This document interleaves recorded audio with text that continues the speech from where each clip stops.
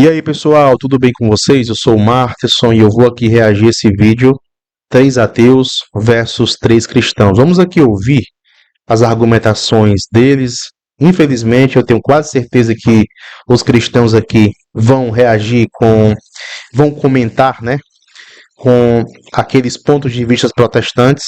Isso é muito problemático quando se debate com ateus. Mas vamos lá, vamos aqui ouvir. Se inscreva no canal, ative as notificações. Potencial humano. Então, eles começam com essa afirmação aqui, ó. A fé restringe e limita o potencial humano. Quem concorda pode vir.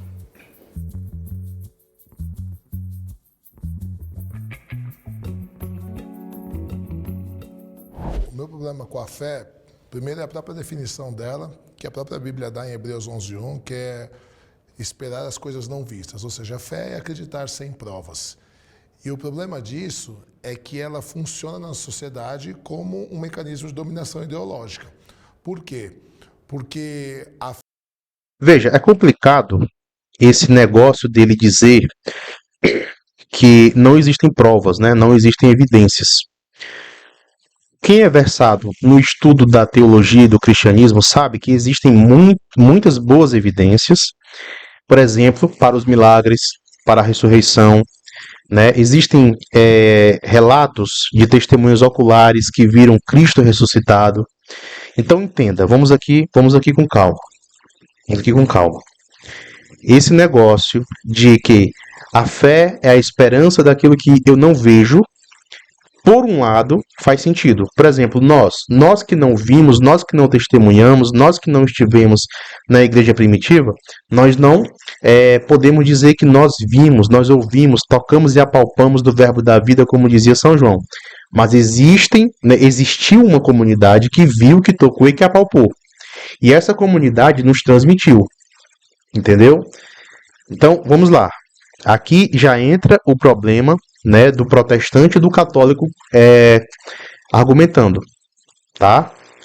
E vamos daqui deixar o ateu falar. A fé ela só existe, né, assim como a esperança, na falta, né? Então o que basta? Basta você acreditar que vai ter, porque quem tem não precisa ter fé. Então se eu tenho um carro, não preciso ter fé que vou ter um carro. Não preciso ter esperança que vou ter um carro. Nesse caso, a fé e a esperança elas andam de mãos dadas, né?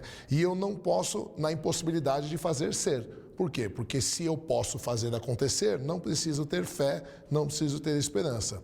Então, enquanto objeto de manipulação ideológica, quem mais acredita? Então, a gente tem estudos já comprovando que os países mais religiosos eles são de maior manipulação, inclusive, tanto de pessoas inescrupulosas como de políticos. Por quê? Porque eles usam a fé das pessoas, usam a falta que elas têm, às vezes de recursos financeiros ou de outras coisas, né? Veja, ele está misturando as coisas. Ele começa dizendo que fé não serve para nada. Aí depois começa dizendo, né, apontando problemas, por exemplo, como políticos que usam a fé das pessoas, né, para manipular, como nós vimos, tá? O PT e o Bolsonaro fizeram isso. O PT e o Bolsonaro, né, usaram a fé das pessoas para manipulá-las. Agora, o fato da fé ser usada para manipulação político e ideológica não anula o fato da importância da fé. Tá bom? Eu posso aqui dizer, por exemplo, que na Alemanha nazista a medicina foi usada para diversos experimentos horrendos. Isso não anula o fato da importância da medicina. A própria filosofia, né, ela também foi utilizada. A propaganda, o marketing, a manipulação linguística também foram utilizadas para colocar nazistas contra judeus. Então vamos lá, é só a fé que não presta por causa disso, por causa da manipulação? A sociologia pode ser manipulada, a estatística pode ser manipulada, tá certo? A filosofia, a linguística, a propaganda, a medicina.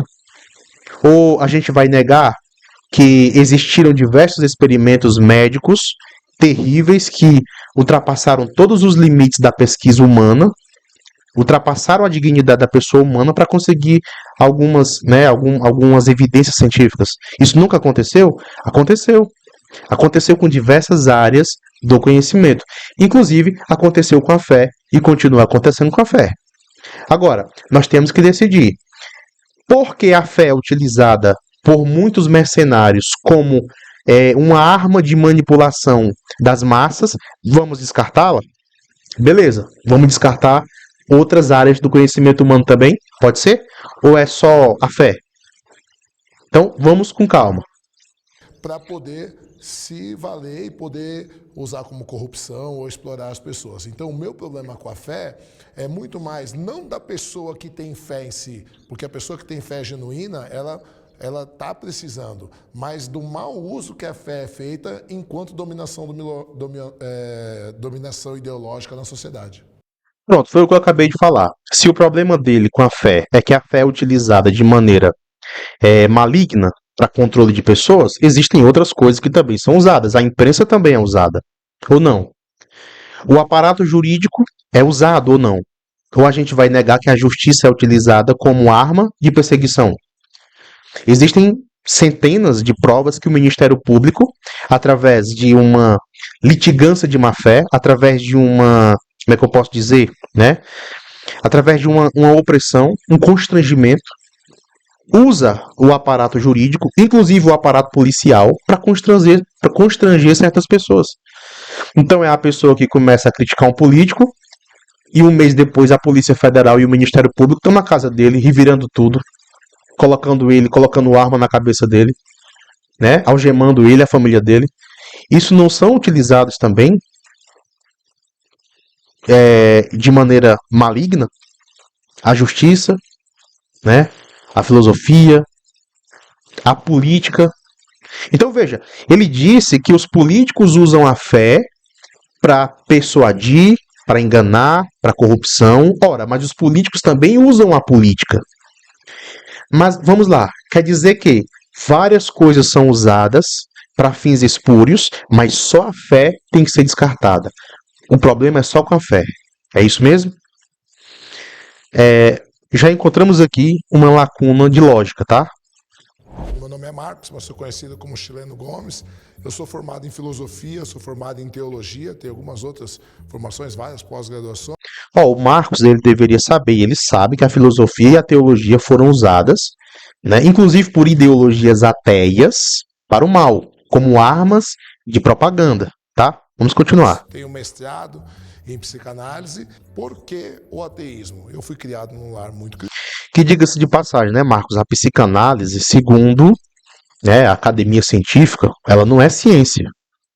Né? A psicanálise também requer uma certa fé, tá? Então, se tiver algum psicanalista aí me assistindo, não me leve a mal, eu não sou contra a psicanálise, tá?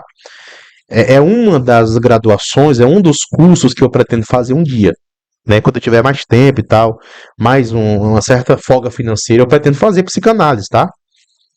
Mas eu tenho noção que ela não é ciência, como a psicologia é, a psiquiatria é. Vamos lá. Cristão, mas devido aos meus estudos e raciocínios lógicos, eu comecei a encontrar incoerências. Se fosse tão lógico, Marcos, você iria saber que não é só a fé que é usada como instrumento maligno, né? Como eu acabei de falar, enfim. Nas doutrinas que me foram apresentadas. Estudei várias outras religiões e hoje não vejo nenhuma evidência de Eu duvido que tenha estudado a Igreja Católica. que possam me apresentar a ideia de um Deus criador, ou de um Deus que controla, ou de algum arquiteto maior. Não sou nenhum ateu militante, né? Eu defendo o direito de cada um acreditar no que lhe faz bem. Mas, para mim, é uma ideia que não faz sentido. Funciona muito mais como uma ferramenta de manipulação ideológica.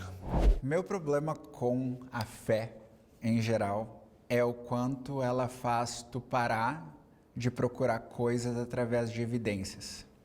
O quanto ela te prende em um ciclo que tu não consegue evoluir além dele. Veja, eu não estou aqui para simplesmente ficar discordando deles, tá? Dos ateus. Eu acho que eu vou discordar dos cristãos também, daqui a pouco. Calma, tá? Calma. Mas qual é o meu problema com esse pessoal? É o que eu sempre digo e é o que eu já ouvi outros apologistas falarem. Quando o ateu está batendo no crente, normalmente ele não está batendo no católico preparado. Ele está batendo naquele evangélico da Assembleia de Deus, da Congregação Cristã do Brasil, ele está batendo no Adventista. Esses são aquele tipo de cristãos que eles realmente deixam a loucura ideológica os cegarem. É terra plana, é distorção de textos bíblicos, é maluquice escatológica, tá? Então, infelizmente, tem muitos cristãos que não buscam a verdade porque estão viciados em maluquices apocalípticas, escatológicas e assim sucessivamente, tá? Eu estou concordando aqui com essa pessoa, com ela. Né? Então, você crê sem evidências e nunca contesta essa crença. Então, isso acaba te limitando, inclusive em aprendizado, inclusive na evolução da ciência, de aceitar novos conceitos, de aceitar novas formas de viver em sociedade. E eu acho que se prender exclusivamente à fé faz com que você sacrifique um pouco do seu potencial como ser humano e não se desenvolva tanto. Oi, eu sou Veja, a Michele, eu tenho 44 anos. o que ela falou não é totalmente errado, tá? Só que não se aplica a todos os cristãos. Como eu acabei de falar, existem muitos cristãos que realmente ficam cegos por um fundamentalismo bíblico e teológico. Mas isso não se aplica a todos. Não se aplica, por exemplo, a nós que somos católicos. Inclusive, por falar em ciência, a historiografia mais séria da academia, ela não nega, por exemplo, a existência do Cristo histórico. Ela não nega a existência de um homem chamado Cristo. E a historiografia mais séria, ela não consegue descartar os argumentos historiográficos, as testemunhas oculares que o cristianismo utiliza para defender a ressurreição, a pregação, né, em especial a ressurreição de Cristo. Né? A questão da quantidade de pergaminhos, a quantidade de cópias que o Novo Testamento tem, que supera qualquer outro escrito da Antiguidade, tá bom? Então veja, pera lá. É fato que muitos cristãos se apegam a um fundamentalismo doutrinário e não pensam mais e não continuam mais buscando evidências. Não se aplica a todos, tá? Nós católicos, por exemplo, somos pessoas, né, que continuamos procurando a verdade. Não se aplica a todos os católicos, claro, né? 1 bilhão e 200 milhões de católicos. Não dá para todo mundo ser igual. Mas, por exemplo, foi a Igreja Católica quem desenvolveu o método científico, ou não? Né? Então, vamos lá. A egiptologia é praticamente uma ciência que foi desenvolvida por um jesuíta. Existem dezenas de crateras na Lua com nomes de padres, porque foram eles que descobriram, né? A Igreja Católica financiou a astronomia na Europa. Então, veja, vamos bater em alguns crentes? Vamos, mas não em todos. Tá bom? Nem todos se aplicam. Agora, é muito difícil que os ateus consigam fazer uma análise sincera de diversos tipos de cristãos. Do católico, do protestante, do luterano, do assembleiano. Não, eles colocam tudo no mesmo balaio de gato e consideram todos a mesma coisa. Isso é um erro, tá? Pessoas que dizem que buscam evidências, buscam a verdade, que defendem a ciência, cometerem um erro desse, para mim não estão buscando sinceridade, não. Tá bom? Porque, por exemplo, se eu for criticar o judaísmo, eu vou ter a perspicácia de me perguntar quantas vertentes existem dentro do judaísmo. Quando eu critico o protestantismo, eu não critico o protestantismo como um bloco. Se eu for criticar o Islã, eu não vou criticar o Islã como um bloco. Só existe uma coisa chamada Islã. Não, senhor. Existem vários grupos dentro daquela coisa chamada Islã. Então, calma. Mas quando o ateu vai criticar o cristão, não, ele pega todo mundo, coloca todo mundo no mesmo saco de pão, começa a imitar o diabo e começa a bater no pão. Tá aqui, ó, o pão que o diabo amassou. Não é assim que funciona. Mas vamos continuar. Eu sou gestora de tecnologia de informação e sou do Rio Grande do Sul. Eu penso que hoje nós vivemos em uma sociedade em que as religiões ditam muito sobre as coisas e acabam sendo causadores de novas leis que acabam removendo direitos de pessoas. Eu me tornei ateísta por não achar evidências da existência de qualquer... Veja, o fato da religião ou das religiões conseguirem influenciar na legislação, isso não é um problema, tá? Isso não é um problema. Porque não são só as religiões que influenciam na legislação, tá bom? Por exemplo, o fato de um animal ser animal influencia na legislação. Existem leis específicas para eles. Existem leis específicas para mulheres. Não tem para homens porque homem não presta para nada na sociedade, né? O homem não serve para nada, infelizmente. Óbvio que eu não concordo com isso, mas é a ideologia que existe hoje no mundo, né? Enfim, até ter uma revolução verdadeira, né? E os homens pararem de ser trouxas. Quer uma dica? Não deixe dinheiro em conta bancária, não deixe dinheiro financiando o governo, tá? Vamos lá. Até esqueci o que ela estava falando. Qualquer Deus, então eu acho que seguir as regras de um Deus que não existe não são válidas na sociedade. Quando a pessoa tem uma fé, Veja, não precisa que exista um Deus, digamos assim.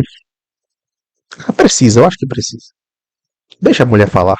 E ela deposita tudo isso em uma divindade, ela acaba por esperar que as coisas aconteçam e ela não busca, ela não vai atrás. Sim, é por isso que 1 bilhão e 200 milhões de católicos não trabalham de manhã, né? Eles não vão trabalhar. Eles ficam em casa esperando o dinheiro cair do céu. De evidências. Tô brincando.